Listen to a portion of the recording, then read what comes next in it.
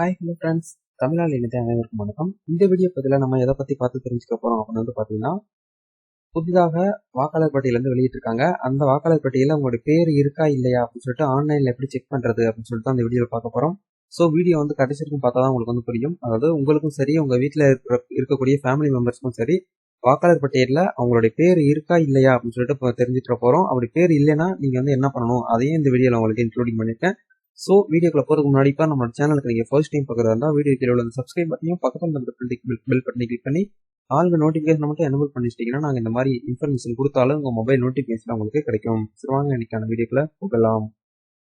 Okay, நம்ம தமிழ்நாட்டில் இந்த வாக்காளர் பட்டியல் வந்து யார் வெளியிடுறாங்க அப்படின்னு பார்த்தீங்கன்னா, தலைமை தேர்தல் அதிகாரி அவங்க வந்து வெளியிடுறாங்க. இந்த வெப்சைட்கான லிங்க் வீடியோ கீழே டிஸ்கிரிப்ஷனில் இருக்குது. கிளிக் பண்ணி உள்ளே வந்தீங்கன்னா இன்டர்வியூஸ் உங்களுக்கு தான் இருக்கும். வெப்சைட்கான நேம் வந்து பார்த்தீங்கன்னா election.tn.gov.in. இந்த வெப்சைட் உள்ளேயும் போய்க்கலாம், இல்லை வீடியோ கீழே லிங்க் இருக்கு. உள்ள வந்தீங்கன்னா ஒன்ஸ் வந்து இன்டர்ஃபேஸ் இப்படி தான் இருக்கும். இதில் நீங்கள் என்ன பண்ணணும்னா அதர் சர்வீஸ்ன்னு இருக்கும், அதை கிளிக் பண்ணீங்கன்னா இந்த இடத்துல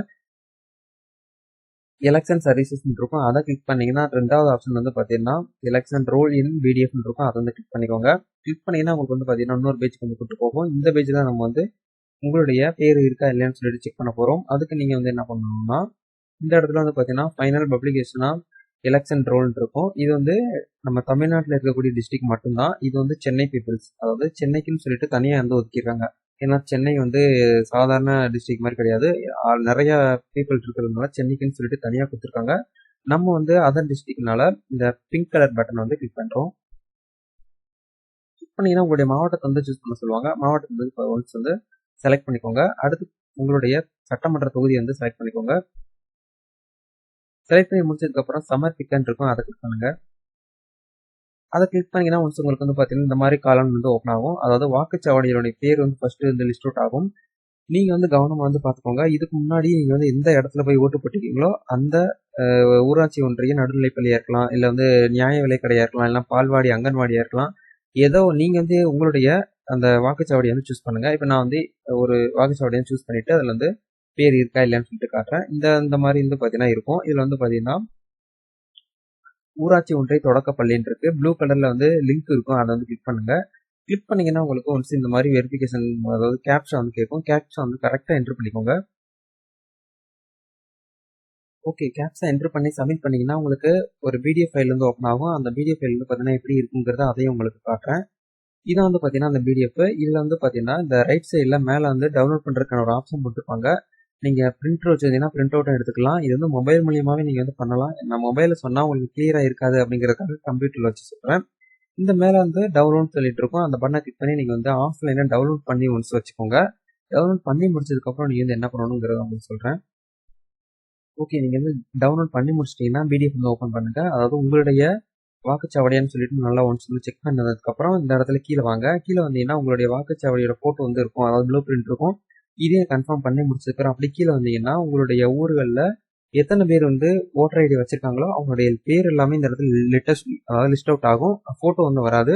ஒன்லி அவங்களோட பேர், அவங்களுடைய அப்பா பேர், அவங்களுக்கான வயது என்ன, அவங்க மேலா ஃபீமேலா, இந்த 4 ஆப்ஷன் வரும்.